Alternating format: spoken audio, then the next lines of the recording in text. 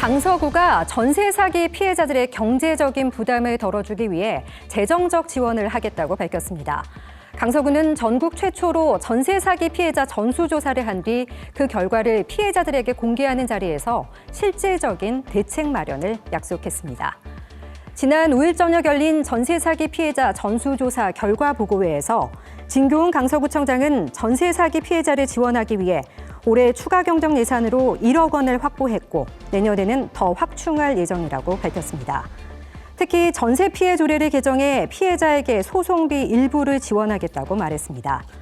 하지만 구 차원에서 피해자들을 지원하기는 턱없이 부족하다며 정부와 국회에 특별법 개정을 강력히 촉구하겠다고 강조했습니다.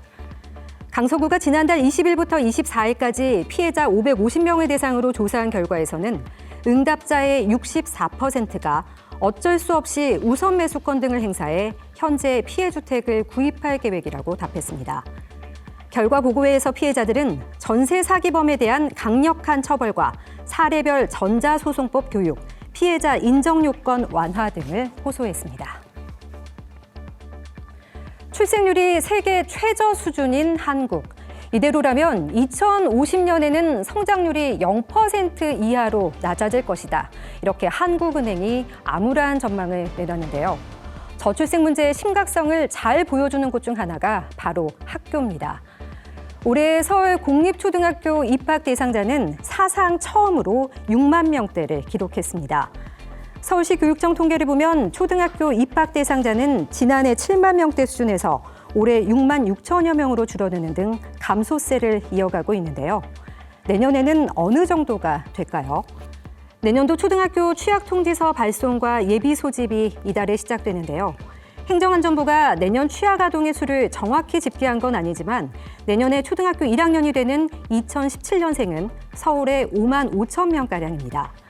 이 통계는 지난달 행정안전부 주민등록인구를 기준으로 한 것인데 올해 초등학교 입학 대상인 2016년생이 6만 2천 명이었던 것과 비교하면 크게 줄어든 수치입니다. 전국적으로 보면 올해 초등학교에 실제 입학한 인원은 40만 명을 겨우 넘었는데 내년에는 30만 명대 수준으로 내려갈 것이라는 예측도 나오고 있습니다. 세계 최대 규모의 대관람차를 만들겠다는 서울시의 사업 계획이 일부 변경돼 추진됩니다. 그동안 2번이나 보류됐던 남산 곤돌라 사업도 다시 시작합니다. 상암동 하늘공원 대신 평화의 공원 난지연못 일대에 서울링이 아닌 서울 트윈아이가 조성되는데요. 서울시가 지난 9월 대관람차 민간사업자 공모에서 이 같은 제안을 접수했습니다. 세계 최초로 2개의 고리를 교차하는 형태인데 캡슐 64개에 1,440명이 탈 수 있습니다. 서울 트윈아이 컨소시엄은 내진과 내풍 안전성 확보에 유리하고 탑승 인원이 늘어나 사업성을 높일 수 있다고 보고 있습니다. 다만 사업비가 당초 계획보다 2배 이상 늘었습니다. 제안서에는 대관람차 하부를 전시 문화공간으로 하는 것과 세계적인 분수쇼를 선보이고 월드컵 경기장역에서부터 모노레일을 조성하는 계획도 담겼습니다.